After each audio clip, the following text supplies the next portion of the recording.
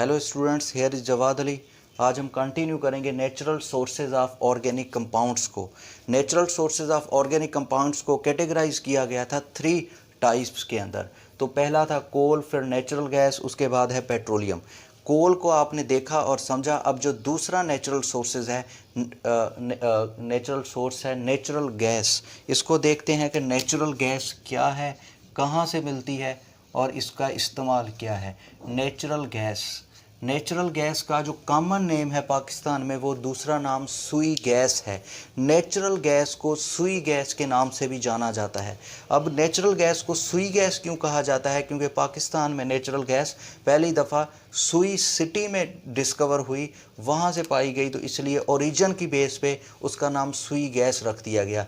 लेकिन इसका जो इंटरनेशनल नेम है, वेल नोन नेम है, वो नेचुरल गैस ही है। अब नेचुरल गैस है क्या? नेचुरल गैस को डिफाइन करते हैं। नेचुरल गैस भी as a source of fuel है। नेचुरल गैस भी एक फ्यूल है, लेकिन ये वो फ्यूल है जो गैसियस फॉर्म में मिलता है। जिस तरह आपने कोल को कहा था कि coal is a solid fuel, इसी तरीके से natural gas is a gaseous fuel, जिसको फ्यूल के तौर पे यूज़ किया जा सकता है। अब फर्दर एलाबोरेट अगर करें तो हम कह सकते हैं जो नेचुरल गैस है ये मिक्सचर ऑफ हाइड्रोकार्बन्स है। Natural gas is the mixture of hydrocarbons.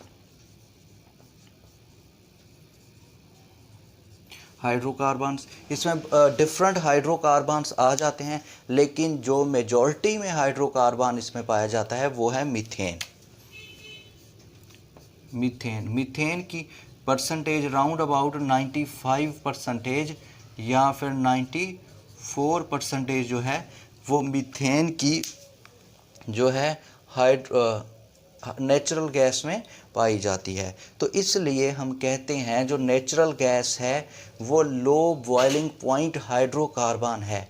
Natural gas low boiling point hydrocarbon है। क्यों लो बॉइलिंग पॉइंट हाइड्रोकार्बन है? क्योंकि नेचुरल गैस जिस मेजॉरिटी यूजुअली जिस हाइड्रोकार्बन पे मुश्तमिल है मीथेन, उसकी जो बॉइलिंग पॉइंट है वो लो है। मीथेन एक सिंपल हाइड्रोकार्बन है जिसमें एक कार्बन है, इसकी लो बॉइलिंग पॉइंट है। तो मीथेन के अलावा नेचुरल गैस में दूसरे हाइड्रोकार्बन भी पाए जाते हैं इसकी कंपोजिशन में। वो कौन से हैं? सबसे पहले तो इसमें अगर देखें, अब नेचुरल गैस की अगर आप कंपोजिशन देखें तो नेचुरल गैस में मीथेन 94.60%, इसके अलावा इथेन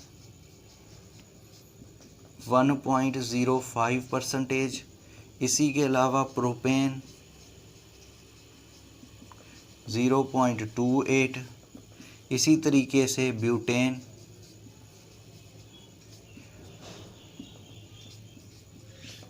इस तरीके से इसकी अगर कंपोजिशन देखें तो इसमें नाइट्रोजन भी अवेलेबल होगा। नाइट्रोजन 3.88%, और in the similar way carbon dioxide की बहुत कम परसेंटेज 0.02% होगी। तो नेचुरल गैस की कंपोजिशन में देखें, हाइड्रोकार्बन भी अवेलेबल हैं, कुछ नॉन हाइड्रोकार्बन भी हैं। हाइड्रोकार्बन या नॉन हाइड्रोकार्बन ओवरऑल कंपोजिशन देखें, सबसे मेजॉरिटी में पाया जाने वाला कंपोनेंट जो है वो मीथेन है। तो इसलिए यूजुअली कह देते हैं natural gas is based on the methane. Methane is the simplest member having a low boiling point. तो नेचुरल गैस के बारे में अगर फर्दर देखें कि नेचुरल गैस प्रोड्यूस कैसे हुई, जिस तरीके से आपने कोल को देखा था, कोल तब बना था जब प्लांट्स के डीके हुआ था। इस तरह से नेचुरल गैस के बारे में ये कॉन्सेप्ट है कि जो सी एनिमल्स थे, वो एनिमल्स जो सी में रहते थे, सी एनिमल्स, समुंदर में रहने वाले जो जानदार थे, जब उनकी डीके हुई, डिकम्पोजिशन हुई, उनकी डिकम्पोजिशन की वजह से ये नेचुरल गैस बनी। तो इसीलिए जिस जगह पे सी जहाँ जहाँ भी होते हैं वहाँ ये अंदेशा होता है कि वहाँ से नेचुरल गैस मिल सके। जिस तरीके से रिसेंटली अभी कराची में डिगिंग करके कोशिश की गई थी कि वहाँ से नेचुरल गैस ऑब्टेन किया जाए। नेचुरल गैस होता कहाँ पे है? अर्थ क्रस्ट में होगा, सी में ही होगा। क्यों सी में होगा? क्योंकि सी एनिमल्स की डिके भी सी में ही होगी, इसलिए नेचुरल गैस वहाँ पे मिलेगा। अब natural gas always associated with petroleum, तो नेचुरल गैस हमेशा पेट्रोलियम के साथ पाया जाता है। जिस जगह से पेट्रोलियम मिलता है वहाँ नेचुरल गैस लाजमी मिलता है। यानी पेट्रोलियम का मिलना ये अंदेशा देता है, ये यानी अलार्मिंग कर देता है कि यहाँ पे अगर पेट्रोलियम है तो नेचुरल गैस भी वहाँ पे लाजमी ही पाया जाएगा। तो ये तो सिंपल सा इंट्रोडक्शन था नेचुरल गैस का। नेचुरल गैस क्या है? एक फ्यूल है, हाइड्रोकार्बन है, ठीक है। इसको इस कंपोजिशन में आपने देखा मीथेन गैस ज़्यादा है, ये सी एनिमल्स के डीके की वजह से प्रोड्यूस हुआ। तो इसके बाद आगे हम मूव करते हैं पेट्रोलियम की तरफ। पेट्रोलियम की तरफ मूव करेंगे। पेट्रोलियम जो है ये लैटिन वर्ड है। पेट्रोलियम ये वाला, ये लैटिन लैंग्वेज का वर्ड है। इसका मतलब है rock oil. Petroleum is the Latin word which means rock oil. तो पेट्रोलियम का जो कलर है, पेट्रोलियम जब नेचुरली हमें मिलता है below the surface of earth, जब पेट्रोलियम हमें मिलेगा तो या तो उसका ब्राउन कलर होगा या ग्रीनिश ब्लैक कलर होगा। तो पेट्रोलियम अगर देखें कि पेट्रोलियम है क्या, सॉलिड है, लिक्विड है, गैसेस है, तो पेट्रोलियम लिक्विड फॉर्म में पाया जाता है। Petroleum is found in liquid form. तो इस अब आप अगर रिकॉल करें, कोल सॉलिड फॉर्म में एग्जिस्ट करता था, नेचुरल गैस गैसेस फॉर्म में एग्जिस्ट कर रहा था। अब जो पेट्रोलियम है, पेट्रोलियम किस फॉर्म में एग्जिस्ट करेगा? लिक्विड फॉर्म में एग्जिस्ट करेगा।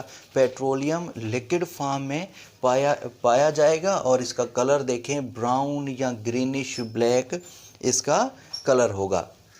पेट्रोलियम खुद है क्या? Petroleum is the mixture of several hydrocarbons. Mixture of hydrocarbons. Petroleum जो है बहुत सारे हाइड्रोकार्बन्स का मिक्सचर है। हाइड्रोकार्बन्स क्या है? आप जानते हैं कि हाइड्रोकार्बन कहते हैं the compounds which containing carbon and hydrogen is known as hydrocarbon. अब पेट्रोलियम क्या है? पेट्रोलियम में बहुत ज़्यादा हाइड्रोकार्बन पाए जाते हैं। पेट्रोलियम एक इम्प्योर मिक्सचर है हाइड्रोकार्बन का, यानी कि एक ऐसा मिक्सचर जिसमें बहुत ज़्यादा हाइड्रोकार्बन होंगे। ये प्योर फॉर्म नहीं है, ये इम्प्योर फॉर्म है। जब ये अर्थ से मिलेगा तो ये इम्प्योर फॉर्म में होगा, तो इसको अर्थ से निकाला जाएगा।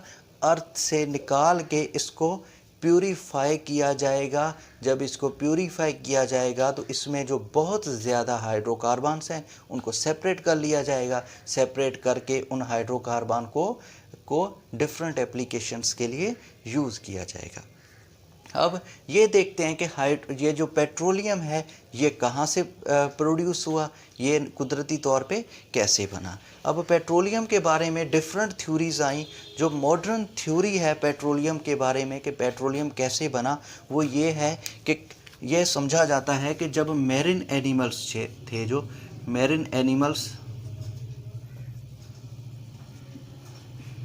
या फिर डायनासोर्स जो थे, या फिर living matter generally word use कर लेते हैं, जो लिविंग मैटर था उनकी बॉडी जब डिके हुई, डिके होने के बाद उनकी बॉडी पेट्रोलियम में कन्वर्ट हो गई।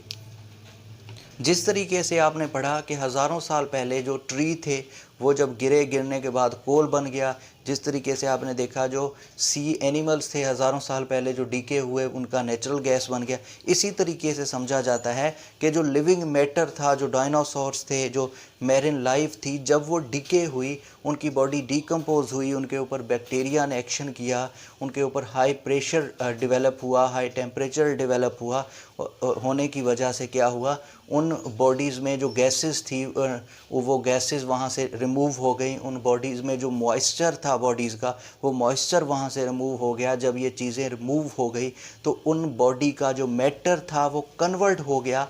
पेट्रोलियम के अंदर, कोल के अंदर या नेचुरल गैसेस के अंदर, ये कॉन्सेप्ट दिया जाता है।